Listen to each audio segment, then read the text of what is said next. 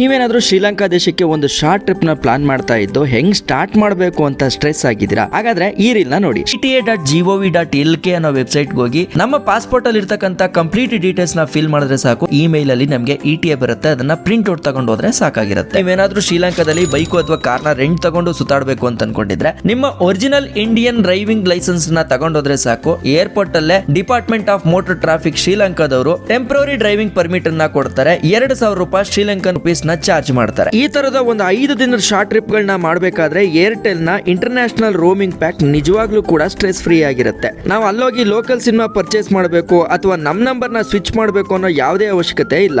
ಈ ಪ್ಯಾಕ್ ನಿಂದಾಗಿ ನಾನು ಗೂಗಲ್ ಮ್ಯಾಪ್ ನ ಯೂಸ್ ಮಾಡ್ಕೊಬಹುದು, ಇಂಟರ್ನ್ಯಾಷನಲ್ ಕಾಲ್ಸ್ ನ ಯಾವುದೇ ರೀತಿ ನೆಟ್ವರ್ಕ್ ಇಶ್ಯೂಸ್ ಇಲ್ಲದೆ ಅಟೆಂಡ್ ಮಾಡ್ಕೊಬಹುದು, ಪೇಮೆಂಟ್ಸ್ ಮತ್ತೆ ಬುಕಿಂಗ್ ಗಳಿಗೆ ಇನ್ಸ್ಟೆಂಟ್ ಆಗಿ OTP ಗಳನ್ನ ಕೂಡ ನಂದೇ ನಂಬರ್ ಅಲ್ಲಿ ರಿಸೀವ್ ಮಾಡ್ಕೋಬಹುದಾಗಿರುತ್ತೆ. ಅಲ್ಲದೆ ಸೋಷಿಯಲ್ ಮೀಡಿಯಾಗೆ ವಿಡಿಯೋಸ್ ಗಳನ್ನ ಕೂಡ ಆನ್ ಟೈಮ್ ಅಪ್ಲೋಡ್ ಮಾಡಬಹುದು, ಅದು ನಂದೇ ನಂಬರ್ ನ ಯೂಸ್ ಮಾಡ್ಕೊಂಡು. ಜಸ್ಟ್ ಟ್ರಿಪ್ ಗೆ ಹೊರಡಕ್ಕಿಂತ ಹಿಂದಿನ ದಿನ ರೀಚಾರ್ಜ್ ಮಾಡಿಸ್ಕೊಂಡ್ರೆ ಸಾಕು. ಈ ಕರೆನ್ಸಿ ಬೇರೆ ದೇಶಗಳ ತರ ಇಲ್ಲಿಂದ ಡಾಲರ್ ನ ತಗೊಂಡು ಹೋಗ್ಬೇಕು ಅನ್ನೋ ಹಿಂಸೆ ಇರಲ್ಲ. ನಮ್ದೇ ಇಂಡಿಯನ್ ಕರೆನ್ಸಿನ ತಗೊಂಡೋದ್ರೆ ಸಾಕು. ಅಲ್ಲೇ ಏರ್ಪೋರ್ಟ್ ಅಲ್ಲಿ ಇಮಿಗ್ರೇಷನ್ ಆಗಿದ ತಕ್ಷಣ ಕರೆನ್ಸಿ ಎಕ್ಸ್ಚೇಂಜ್ ಮಾಡಿಸ್ಕೊಬೇಕಾದ್ರೆ ನಮ್ಮ ಇಂಡಿಯಾದ ಒಂದು INR ಗೆ 3.5 ಶ್ರೀಲಂಕನ್ ರುಪೀಸ್ ನ ಕೊಡ್ತಾರೆ. ಇನ್ನೂ ಹೆಚ್ಚಿನ ಡೌಟ್ ಇತ್ತು ಅಂತಂದ್ರೆ ನನ್ನ ಕಿತ್ತಡಿ ಕಿರಣ್ ಯೂಟ್ಯೂಬ್ ಚಾನಲ್ ಅಲ್ಲಿ ಕಂಪ್ಲೀಟ್ ಶ್ರೀಲಂಕಾ ಎಪಿಸೋಡ್ಸ್ ನ ಹಾಕಿದೀನಿ. ಅದನ್ನ ನೋಡಿದ್ರೆ ನಿಮ್ಗೆ ಒಂದು ಐಡಿಯಾ ಸಿಗುತ್ತೆ ಅಂತ ಹೇಳ್ತಾ ನಾನು ನಿಮ್ಮ ಕಿತ್ತಡಿ ಕಿರಣ್. ಜೈ ಹಿಂದ್, ಜೈ ಕರ್ನಾಟಕ ಮಾತೆ.